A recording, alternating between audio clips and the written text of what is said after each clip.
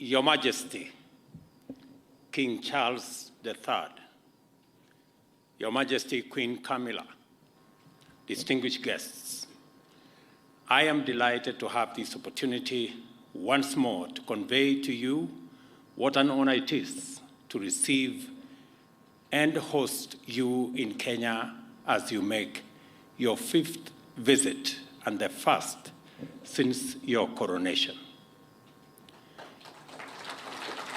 It is our hope that through our world-renowned hospitality and the Kenyan people's spirit of enterprise and innovation, as well as the land's scenic beauty and tourist charm, our country will live up to its reputation as magical Kenya and exceed your expectations. In due course, you will have occasion to tour many areas of great personal significance for you and your family, and many others of equal historic significance and importance for both our countries. You will witness the immense accomplishments made by Kenya and the United Kingdom during 6 decades of strong, dynamic, and fruitful bilateral relations, as well as exemplary events which took place over 7 decades ago. We note with deep admiration your commitment to the conservation of biodiversity and climate action, the youth, and innovation. We know you intend to continue on your visionary path of progressive and futuristic leadership in restoring the vitality of our planet and promoting shared prosperity in the Commonwealth and beyond. A good example is the Mau Forest Complex, a water tower forming the catchment area for the Mara River that supports the world-famous Masai Mara ecosystem and which was admitted to the Queen's Commonwealth Canopy Program in 2020.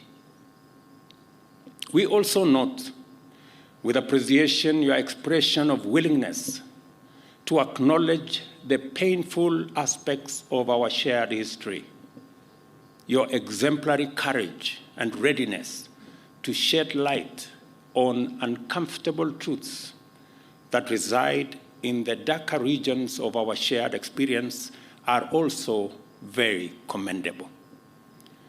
This is a highly encouraging first step under your leadership to deliver progress beyond tentative and equivocal half measures of past years. We are therefore confident that under your visionary leadership, the Kenya-United Kingdom relations will continue to prosper for the benefit of our 2 countries and peoples. We also note your commitment to the Commonwealth and the will to sustain the transformational momentum to make it an exemplary community of nations distinguished by unity of purpose, inclusive progress, and shared prosperity.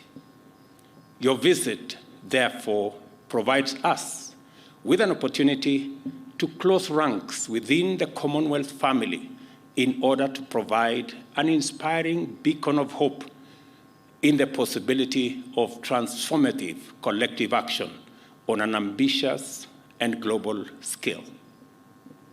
Our confidence is borne further out by the fact that you are a veteran visionary who desired long ago that global development should take into account environmental sustainability, and as early as in 1970, spoke about the menace of pollution and climate change with an urgency and intensity now associated with climate action activists and the Secretary General of the United Nations. Your Majesty, although it has been indicated that Kenya and the United Kingdom are celebrating 60 years of diplomatic relations, This by no means implies that our peoples were total strangers before that. Neither does it mean that we live in denial of our history. We cannot live as prisoners of the past. Neither can we go far into the future if we turn our backs on history and historical actions and omissions whose legacies encumber our present. As a matter of fact, formal British presence in Kenya was proclaimed in 1897 by an order in council, which inaugurated European settlement and the displacement, dispossession, and disenfranchisement of native Africans, paving the way for a brutal colonialism. And if colonialism was brutal and atrocious to African people, colonial reaction to African struggles for sovereignty and self-rule was monstrous in its cruelty. It culminated in the emergency, which intensified the worst excesses of colonial impunity and the indiscriminate victimization of Africans. I took you through earlier today the whole of fame and the whole of shame. While there has been efforts to atone for the death, injury, and suffering inflicted on Kenyan Africans by colonial government, much remains to be done in order to achieve full reparations.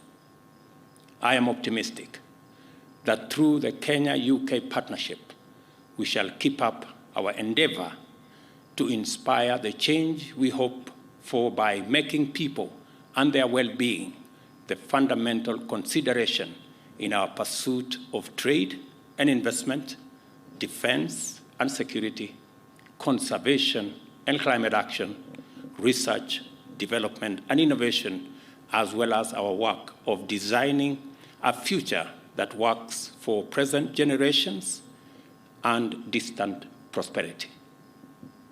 I trust that this visit, focused on community, sustainability, and innovation, as pillars of progress, will inspire Your Majesty to forge ahead with a strong vision for stronger Kenya-United Kingdom partnership and of the Commonwealth as a beacon of hope for humanity in a sustainable, prosperous future for all in a green and clean planet.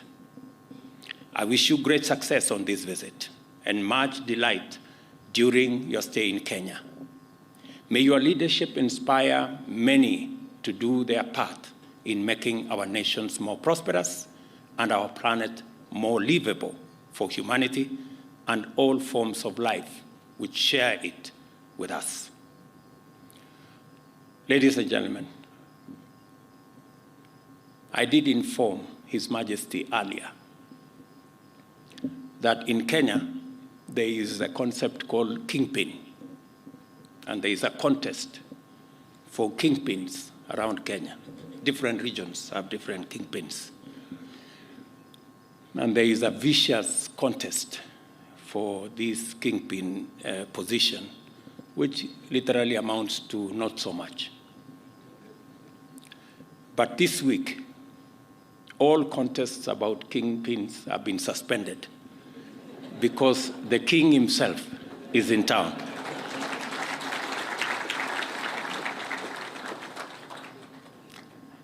Let us drink to the long life and good health of His Majesty King Charles III and Her Majesty Queen Camilla, and to the enduring bonds of friendship and partnership for the shared prosperity of the people of our two great nations. Thank you. God bless you. God bless Kenya. God bless the United Kingdom. Asanteni sana.